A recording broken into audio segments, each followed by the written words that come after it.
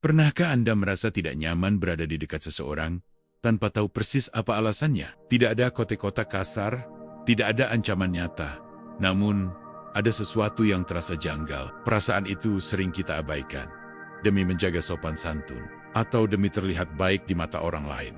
Dalam kehidupan sehari-hari, bahaya tidak selalu datang dalam bentuk yang jelas dan mudah dikenali. Terkadang, ia hadir dengan senyum yang rapi, tutur kata yang tenang, bahkan dengan sikap yang tampak ramah.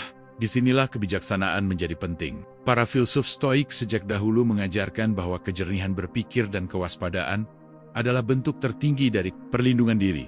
Stoikisme tidak mengajarkan kita untuk curiga pada semua orang, tetapi untuk mengenali pola, membaca karakter, dan menjaga batas dengan tenang tanpa emosi berlebihan, tanpa rasa takut yang tak perlu. Karena orang yang berbahaya seringkali bukan mereka yang berisik, melainkan mereka yang perlahan menggerogoti ketenangan, harga diri, dan akal sehat kita. Melalui pembahasan ini, kita akan mempelajari 10 tanda nyata orang berbahaya di sekitar kita. Bukan untuk menuduh, melainkan untuk melindungi diri dan menjaga ketenangan hidup. Sebagaimana diajarkan dalam filsafat Stoikisme. Poin 1. Terlalu manis di awal, mengikat di akhir. Pada awalnya, kehadiran mereka terasa menenangkan. Perhatian yang konsisten, pujian yang datang tanpa diminta, dan sikap seolah selalu ada di saat kita membutuhkan. Di tengah kehidupan modern yang serba sibuk dan dingin, perlakuan seperti ini mudah dianggap sebagai ketulusan yang langka. Kita merasa akhirnya dilihat, didengar, dan dihargai. Namun Stoikisme mengajarkan kita untuk tidak hanya menilai sesuatu dari kesan pertama. Epictetus pernah mengingatkan bahwa hal-hal yang tampak menyenangkan seringkali menyimpan konsekuensi yang tidak langsung terlihat. Terlalu manis di awal bukan selalu pertanda niat baik. Terkadang, itu adalah bentuk investasi emosional. Orang berbahaya jarang datang dengan ancaman. Mereka datang dengan kenyamanan. Mereka tidak memaksa, tetapi perlahan menciptakan ketergantungan. Awalnya mereka memberi tanpa diminta, lalu mulai berharap tanpa diucapkan. Pada titik tertentu, perhatian berubah menjadi tuntutan halus, dan kedekatan berubah menjadi ikatan yang sulit dilepaskan. Di zaman media sosial, pola ini semakin mudah terjadi. Validasi menjadi mata uang baru. Seseorang yang terus-menerus memuji, membela, dan menempatkan Anda sebagai pusat dunianya bisa membuat Anda merasa istimewa. Padahal, Stoikisme mengingatkan bahwa segala sesuatu yang membuat kita terlalu bergantung pada hal di luar diri, sejatinya melemahkan kebebasan batin kita.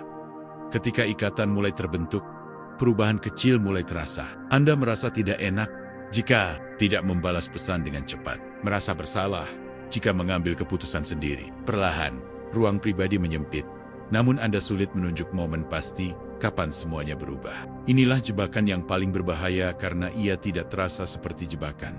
Marcus Aurelius menekankan pentingnya menjaga kemandirian pikiran. Hubungan yang sehat tidak membuat kita takut kehilangan penerimaan orang lain saat kita menjadi diri sendiri. Sebaliknya, jika kedekatan mulai membuat kita mengorbankan nilai, waktu, dan ketenangan demi menjaga perasaan seseorang, maka ada sesuatu yang perlu diwaspadai. Orang yang tulus memberi ruang. Orang yang berbahaya memberi rasa nyaman, lalu menggeket. Mereka tidak menahan dengan rantai, tetapi dengan rasa hutang emosional. Dan semakin lama kita bertahan, semakin sulit kita membedakan mana perhatian dan mana kendali. Stoikisme tidak mengajarkan kita untuk curiga berlebihan, tetapi untuk jujur pada diri sendiri. Perhatikan bukan hanya apa yang mereka berikan, tetapi apa yang perlahan mereka ambil. Karena hubungan yang baik membuat kita lebih bebas, sementara hubungan yang berbahaya membuat kita takut melepaskan bahkan ketika hati kita sudah lelah. Poin 2. Mengontrol dengan dalih peduli. Bentuk pengendalian yang paling sulit dikenali bukanlah yang datang dengan suara keras, melainkan yang dibungkus dengan kelembutan. Ia hadir lewat kalimat yang terdengar penuh perhatian, fluid nada yang seolah ingin melindungi, dan lewat sikap yang tampak peduli terhadap setiap langkah yang kita ambil. Aku hanya khawatir. Aku tidak melarang, tapi sebaiknya kamu jangan. Aku bicara begini karena aku sayang.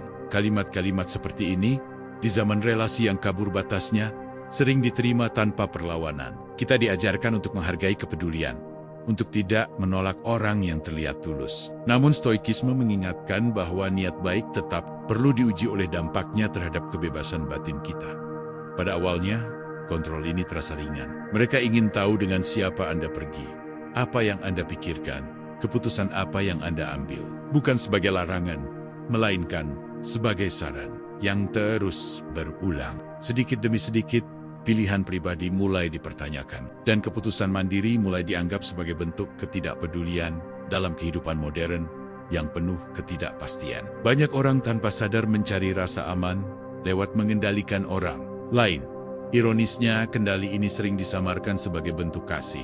Padahal, kepedulian sejati tidak menghapus otonomi. Ia mendampingi, bukan mengarahkan. Epictetus mengajarkan bahwa satu-satunya wilayah yang benar-benar milik kita adalah pikiran dan keputusan kita. Ketika seseorang mulai mencampuri wilayah ini secara terus-menerus, bahkan dengan nada lembut, kita perlu waspada. Sebab kontrol yang dibenarkan oleh emosi jauh lebih sulit dilawan dibandingkan kontrol yang terang-terangan. Tanda yang paling jelas bukan pada apa yang mereka katakan, melainkan pada reaksi mereka saat Anda berkata tidak. Orang yang peduli akan menghormati batas. Orang yang mengontrol akan merasa tersinggung, marah, atau memainkan rasa bersalah. Di titik ini, kepedulian berubah menjadi alat tekanan. Di era komunikasi tanpa henti, kontrol juga hadir lewat pesan yang menuntut balasan cepat, lewat pertanyaan yang terasa wajib dijawab, dan lewat sikap dingin saat kita memilih diam. Kebebasan seolah masih ada, tetapi dihantui oleh konsekuensi emosional. Marcus Aurelius mengingatkan bahwa hidup yang baik adalah hidup yang selaras dengan nalar, bukan hidup yang dikendalikan oleh rasa takut kehilangan penerimaan. Jika kita mulai menyesuaikan hidup bukan karena nilai, melainkan karena ingin menghindari konflik emosional, maka kendali itu telah berhasil. Stoikisme tidak mendorong kita menjadi dingin atau menjauh dari relasi. Ia mengajarkan keseimbangan, kepedulian yang sehat, memperkuat karakter. Kontrol yang dibungkus perhatian justru melemahkannya. Dan ketika sebuah hubungan membuat kita ragu untuk berpikir dan memilih secara mandiri, disitulah kita perlu berhenti sejenak dan bertanya dengan jujur, apakah ini benar-benar peduli atau hanya cara halus untuk menguasai? Poin 3. Selalu menjadi korban dalam setiap cerita. Ada tipe orang yang dalam setiap kisah hidupnya selalu berada di posisi yang sama sebagai korban. Apapun yang terjadi, kesalahan tidak pernah benar-benar berasal dari dirinya. Selalu ada orang lain yang lebih jahat, keadaan yang lebih kejam, atau dunia yang terasa tidak adil kepadanya. Pada awalnya, kisah-kisah ini membangkitkan empati. Kita merasa iba, ingin membantu, ingin menjadi pihak yang memahami. Di tengah budaya modern yang semakin sensitif terhadap luka dan trauma, sikap empatik sering dianggap sebagai kewajiban moral. Namun, Stoikisme mengingatkan bahwa empati tanpa kebijaksanaan bisa berubah menjadi jebakan. Orang yang selalu memosisikan diri sebagai korban jarang mencari solusi. Mereka mencari pembenaran. Setiap nasihat dianggap sebagai serangan. Setiap saran dipelintir menjadi bukti bahwa mereka kembali disalahkan. Dengan cara ini, tanggung jawab pribadi perlahan dipindahkan kepada orang lain dan tanpa sadar kepada Anda. Dalam kehidupan modern, pola ini semakin diperkuat oleh budaya pengakuan publik. Media sosial memberi panggung luas bagi narasi penderitaan. Semakin dramatis ceritanya, semakin banyak simpati yang didapat. Namun stoikisme berdiri di arah yang berlawanan. Penderitaan bukanlah identitas, melainkan kondisi yang harus dihadapi dengan akal sehat. Epictetus mengajarkan bahwa kita tidak selalu bisa mengendalikan apa yang terjadi, tetapi kita selalu bertanggung jawab atas bagaimana kita meresponsnya. Orang yang menolak tanggung jawab ini cenderung mengulang luka yang sama, sambil menyeret orang lain ke dalam siklus keluhannya. Tanda berbahaya muncul ketika Anda mulai merasa bersalah atas masalah yang bukan milik Anda. Ketika Anda menjadi tempat pelampiasan emosi, pendengar abadi tanpa hak untuk lelah. Setiap kali Anda menarik batas, mereka merasa dikhianati. Setiap kali Anda tidak setuju, Anda dianggap tidak peduli. Marcus Aurelius mengingatkan bahwa hidup bukan tentang mencari siapa yang salah, tetapi tentang bertindak benar. Orang yang selalu menjadi korban seringkali tidak tertarik pada kebenaran, melainkan pada pengakuan. Mereka membutuhkan penonton, bukan perubahan. Di titik tertentu, hubungan seperti ini menguras energi batin. Anda tidak lagi hadir sebagai manusia setara, melainkan sebagai penopang emosional. Tanpa disadari, Anda kehilangan ruang untuk hidup, berpikir, dan bertumbuh. Stoikisme tidak mengajarkan kita untuk menutup hati terhadap penderitaan orang lain. Ia mengajarkan batas yang sehat, menolong tanpa kehilangan diri, mendengarkan tanpa memikul beban, yang bukan tanggung jawab kita. Karena orang yang benar-benar ingin bangkit akan menerima tanggung jawab. Sementara orang yang nyaman menjadi korban akan menyeret siapapun yang mendekat ke dalam kisahnya. Dan disitulah kebijaksanaan diperlukan untuk membedakan antara mereka yang terluka dan ingin pulih, dengan mereka yang menjadikan luka sebagai alasan untuk tidak pernah berubah. Poin 4. Meremehkan dengan candaan. Tidak semua serangan datang dalam bentuk kemarahan. Sebagian datang sambil tertawa, dibungkus senyum, diselipkan dalam candaan, dan diakhiri dengan kalimat, hanya bercanda. Di zaman ketika humor dianggap tanda kecerdasan dan keakraban, bentuk peremehan seperti ini sering lolos tanpa disadari. Pada awalnya, candaan itu terasa ringan. Kita ikut tertawa, memilih diam, atau bahkan menyalahkan diri sendiri karena dianggap terlalu sensitif. Budaya modern kerap memuliakan ketahanan emosional palsu. Siapa yang tersinggung dianggap lemah, siapa yang diam dianggap dewasa. Namun Stoikisme mengajarkan bahwa ketenangan bukan berarti membiarkan akal sehat diinjak. Orang yang meremehkan dengan candaan jarang menyerang secara langsung. Mereka menunggu momen yang tepat, saat suasana santai, saat banyak orang hadir, atau saat Anda tidak siap membela diri. Kritik yang seharusnya disampaikan dengan hormat justru dilempar sebagai lelucon. Jika Anda tersenyum, mereka merasa menang. Jika Anda tersinggung, Anda dianggap tidak bisa bercanda. Dalam kehidupan modern, pola ini semakin marak. Media sosial mempercepat penyebaran humor yang merendahkan tentang fisik, pilihan hidup, pekerjaan, atau pandangan pribadi. Semuanya sah selama dibungkus tawa. Namun Marcus Aurelius mengingatkan bahwa martabat diri bukan sesuatu yang boleh ditukar dengan penerimaan sosial. Bahaya dari candaan seperti ini bukan pada satu kalimat, melainkan pada pengulangan. Sedikit demi sedikit, Anda mulai meragukan diri. Anda menahan pendapat karena takut dijadikan bahan lelucon. Anda mengecilkan diri agar tetap diterima. Tanpa disadari, humor berubah menjadi alat dominasi. Stoikisme mengajarkan perbedaan penting antara ketenangan dan ketidakpedulian terhadap kebenaran. Seorang stoik tidak bereaksi berlebihan, tetapi juga tidak membiarkan nilai dirinya dilanggar. Diam yang lahir dari kebijaksanaan berbeda dengan diam yang lahir dari rasa takut. Tanda paling jelas dari peremehan terselubung adalah ketika candaan selalu mengarah ke satu pihak, dan pihak itu adalah Anda. Tidak ada keseimbangan, tidak ada refleksi. Yang ada hanya pembenaran. Semua orang juga ketawa. Namun, kebenaran tidak ditentukan oleh jumlah tawa, melainkan oleh dampaknya pada karakter dan harga diri. Epictetus menegaskan bahwa kita bertanggung jawab menjaga pikiran kita dari penilaian yang keliru. Jika kita membiarkan lelucon orang lain menentukan nilai diri kita, maka kendali itu telah berpindah tangan. Disitulah peremehan berhasil. Bukan karena kata-katanya, tetapi karena kita menerimanya tanpa sadar. Stoikisme tidak mengajarkan kita menjadi kaku dan antisosial. Kejernihan, tertawa tanpa mengorbankan martabat, bersikap ringan tanpa membiarkan diri direndahkan. Karena hubungan yang sehat membuat kita merasa aman menjadi diri sendiri. Bukan sibuk menertawakan luka sendiri demi terlihat kuat.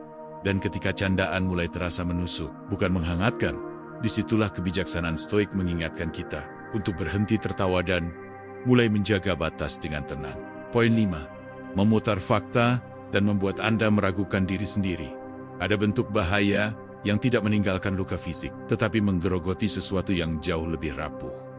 Keyakinan kita pada akal sehat sendiri. Ia bekerja secara perlahan, hampir tak terlihat, melalui kata-kata yang tampak rasional, namun sesungguhnya memutar arah kebenaran. Pada awalnya, perbedaan pendapat terasa wajar. Mereka mengatakan Anda salah ingat, terlalu sensitif, atau salah menafsirkan situasi. Dalam 1-2 kesempatan, Anda mengalah demi menjaga hubungan. Namun ketika hal ini terus berulang, sebuah pola mulai terbentuk. Fakta tidak lagi berdiri di atas kenyataan, melainkan di atas versi yang mereka bangun di era modern. Kondisi ini semakin berbahaya. Informasi datang dari berbagai arah. Kebenaran terasa relatif, dan ingatan mudah dipertanyakan. Orang yang gemar memutar fakta memanfaatkan kekacauan ini. Mereka berbicara dengan nada tenang, yakin, dan penuh logika, membuat Anda ragu pada penilaian sendiri. Stoikisme menempatkan akal budi sebagai benteng utama manusia. Epictetus mengajarkan bahwa kebebasan sejati dimulai dari kemampuan menilai sesuatu dengan benar. Ketika seseorang secara konsisten membuat Anda meragukan persepsi sendiri, sesungguhnya ia sedang merampas kebebasan batin Anda. Tanda paling jelas dari manipulasi ini bukan pada satu kebohongan besar, melainkan pada banyak distorsi kecil. Kalimat seperti itu tidak pernah terjadi. Atau kamu yang membesar-besarkan, perlahan mengikis kepercayaan diri. Anda mulai mencatat ulang percakapan di kepala, mencari pembenaran, dan mempertanyakan kewarasan sendiri dalam hubungan kerja, pertemanan, maupun relasi personal. Pola ini sering muncul saat satu pihak ingin mempertahankan kendali tanpa terlihat menguasai. Mereka tidak memerintah, mereka membuat Anda ragu untuk memerintah diri sendiri. Dan ketika Anda kehilangan keyakinan pada penilaian Anda, setiap keputusan terasa berat dan penuh kecemasan. Mark Aurelius mengingatkan bahwa jiwa yang kuat adalah jiwa yang tidak mudah diguncang oleh opini luar. Namun ini tidak berarti menutup diri dari koreksi. Perbedaannya terletak pada niat dan konsistensi. Koreksi yang sehat membangun kejelasan. Manipulasi membangun kebingungan saat Anda mulai lebih percaya pada versi mereka dibanding pengalaman Anda sendiri. Bahaya itu telah mencapai puncaknya. Anda tidak lagi bertanya apakah sesuatu itu benar, tetapi apakah Anda pantas mempercayai diri sendiri. Kendali telah berpindah sepenuhnya. Stoikisme mengajarkan kita untuk kembali pada hal-hal yang dapat diuji.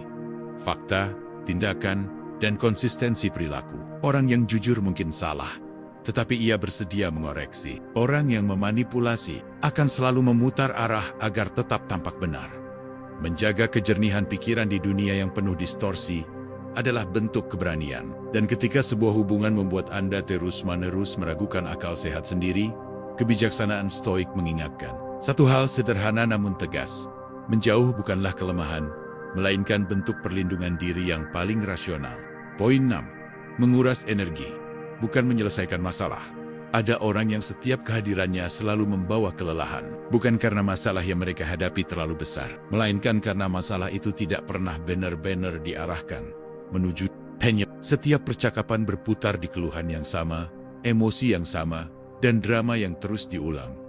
Pada awalnya, kita mendengarkan dengan niat baik. Kita menawarkan waktu, perhatian, dan empati. Namun seiring waktu, kita mulai menyadari satu hal yang mengganggu. Tidak ada perubahan, tidak ada langkah nyata. Yang ada hanyalah pengulangan tanpa akhir. Dalam kehidupan modern, kelelahan seperti ini semakin terasa. Banyak orang hidup di bawah tekanan ekonomi, sosial, dan ekspektasi yang tinggi. Keluhan menjadi cara paling mudah untuk melepaskan beban. Namun stoikisme mengajarkan perbedaan tegas antara mengekspresikan kesulitan dan terjebak di dalamnya.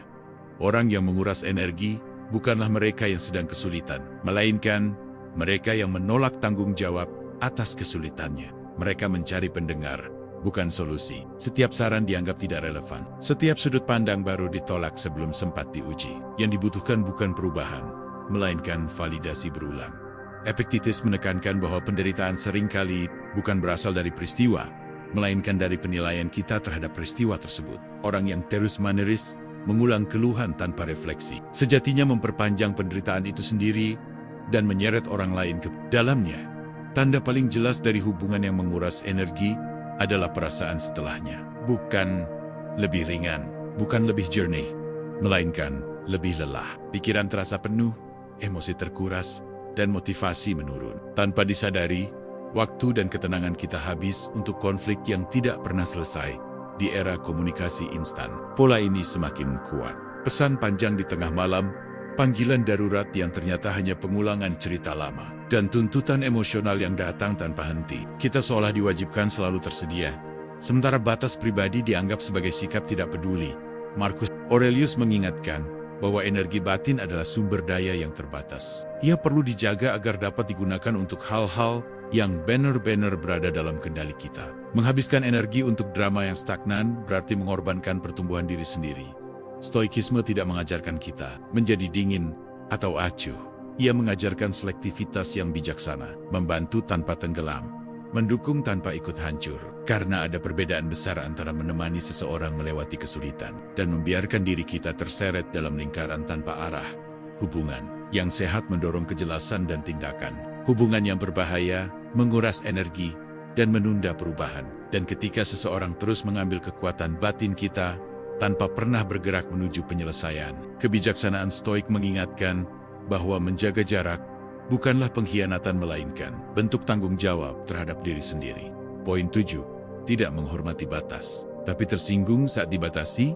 Salah satu tanda paling jelas dari orang berbahaya adalah caranya memperlakukan batas, bukan dengan menabraknya secara terang-terangan, melainkan dengan mengabaikannya, seolah batas itu tidak pernah ada. Mereka masuk ke ruang pribadi tanpa izin, menuntut akses tanpa kesepakatan, dan menganggap kedekatan sebagai alasan untuk melewati garis yang seharusnya dijaga. Pada awalnya, pelanggaran ini terasa kecil, pertanyaan yang terlalu pribadi, komentar yang terlalu jauh, atau tuntutan waktu yang tidak wajar. Kita sering membiarkannya demi menjaga hubungan. Kita takut dianggap dingin, sombong, atau tidak peduli. Namun stoikisme mengingatkan bahwa batas bukanlah tembok pemisah, melainkan bentuk kejelasan di era modern. Batas semakin kabur. Media sosial membuat hidup terasa terbuka. Pesan bisa dikirim kapan saja, dan balasan diharapkan seketika. Dalam kondisi seperti ini, orang yang tidak menghormati batas sering merasa berhak atas perhatian kita, seolah ketersediaan adalah kewajiban moral.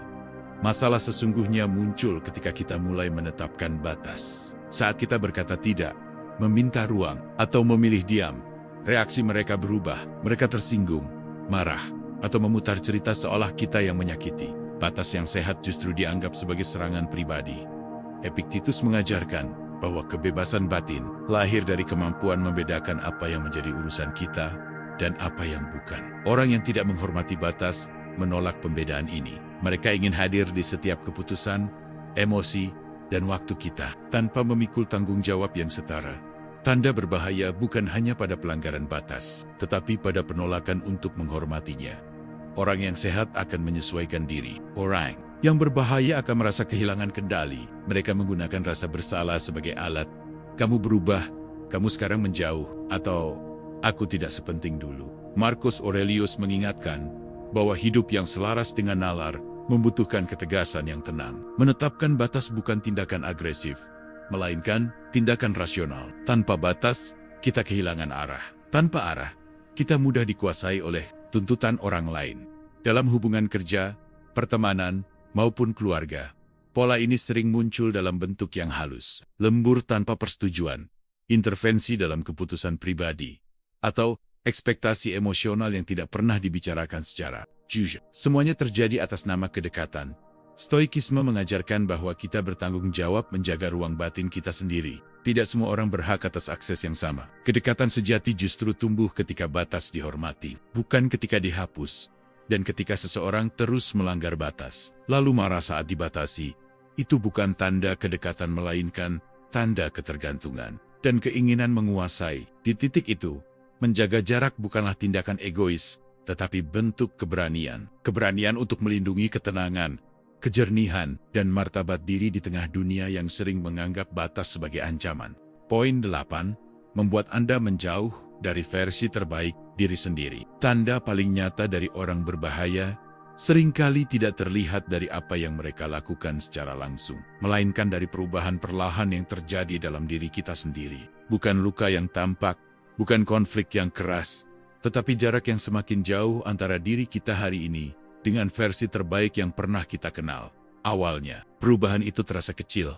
Kita mulai ragu menyuarakan pendapat, mulai menahan mimpi agar tidak menyinggung, mulai menyesuaikan diri secara berlebihan demi menjaga hubungan tetap utuh. Semua dilakukan atas nama kedamaian. Namun stoikisme mengingatkan bahwa kedamaian yang dibangun dengan mengorbankan karakter bukanlah kedamaian, melainkan penyerahan diri. Dalam kehidupan modern yang penuh tekanan sosial, perubahan ini sering tidak disadari. Kita hidup di tengah tuntutan untuk diterima, disukai, dan tidak menimbulkan gesekan. Orang berbahaya memanfaatkan kondisi ini. Mereka tidak memerintah kita untuk berubah. Mereka membuat kita takut menjadi diri sendiri.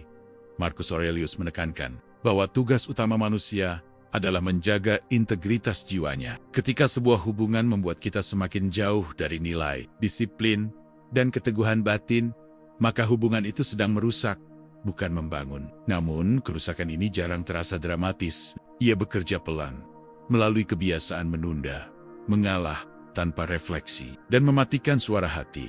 Tanda penting yang sering diabaikan adalah perasaan setelah berinteraksi. Apakah kita merasa lebih berani, lebih jernih, dan lebih tenang? Atau justru lebih kecil, lebih ragu, dan lebih lelah secara mental. Stoikisme mengajarkan untuk menilai sesuatu dari dampaknya terhadap karakter, bukan dari niat yang diklaim. Orang yang sehat mendorong kita untuk bertumbuh, meski terkadang tidak nyaman. Orang yang berbahaya menjaga kita tetap di tempat, selama itu menguntungkan mereka. Mereka mungkin tidak melarang kita berkembang, tetapi kehadiran mereka membuat kita enggan melangkah. Epictetus mengingatkan bahwa tidak ada yang dapat merendahkan kita tanpa persetujuan batin kita sendiri. Namun persetujuan itu sering diberikan secara diam-diam, lewat kebiasaan mengorbankan diri, sedikit demi sedikit. Di titik tertentu, kita bangun dan menyadari bahwa kita telah menjauh dari tujuan, dari nilai, bahkan dari rasa hormat pada diri sendiri. Stoikisme tidak mengajarkan kita memutus semua hubungan yang sulit. Ia mengajarkan keberanian untuk jujur. Apakah hubungan ini membuat kita lebih bijak, atau lebih takut, lebih mandiri, atau lebih bergantung, lebih utuh, atau justru terpecah? Versi terbaik diri kita bukanlah sosok sempurna tanpa celah. Ia diri yang hidup selaras dengan nilai, berani mengambil tanggung jawab, dan mampu menjaga ketenangan di tengah tekanan. Jika sebuah hubungan secara konsisten menjauhkan kita dari hal-hal itu, maka menjauh bukanlah kegagalan. Justru disitulah kebijaksanaan. Stoik menemukan maknanya, bahwa melindungi karakter lebih penting daripada mempertahankan kedekatan, bahwa tidak semua orang harus ikut dalam perjalanan kita, dan bahwa memilih diri sendiri, dalam arti yang paling rasional dan bermartabat, adalah bentuk keberanian tertinggi dalam dunia yang sering menuntut kita untuk menghilang demi diterima. Pada akhirnya, kewaspadaan bukanlah tentang hidup dalam ketakutan, melainkan tentang hidup dengan kesadaran. Dunia akan selalu dipenuhi oleh beragam karakter, niat, dan kepentingan. Namun sebagaimana diajarkan para filsuf Stoik, ketenangan hidup tidak ditentukan oleh siapa yang kita hadapi, melainkan oleh seberapa jernih kita menjaga akal dan karakter kita sendiri. Kita tidak bisa mengendalikan orang lain, tetapi kita selalu bisa memilih jarak, sikap, dan respon. Menjaga diri bukanlah bentuk keegoisan, melainkan penghormatan terhadap nilai dan martabat yang kita miliki. Karena orang yang benar-benar kuat tidak sibuk mengubah dunia di sekitarnya, tetapi disiplin menjaga dunia batinnya. Channel ini hadir sebagai ruang untuk berhenti sejenak, berpikir lebih dalam, dan melihat hidup dengan sudut pandang yang lebih tenang dan rasional. Bukan untuk menghakimi, bukan untuk menakut-nakuti, tetapi untuk membantu Anda berjalan lebih sadar di tengah dunia yang sering membingungkan. Jika refleksi seperti ini memberi makna bagi Anda, tetaplah bersama channel ini. Di sini, kita belajar bukan untuk menjadi sempurna, tetapi untuk menjadi manusia yang lebih bijak, lebih kuat, dan lebih setia pada diri sendiri tanpa kehilangan ketenangan.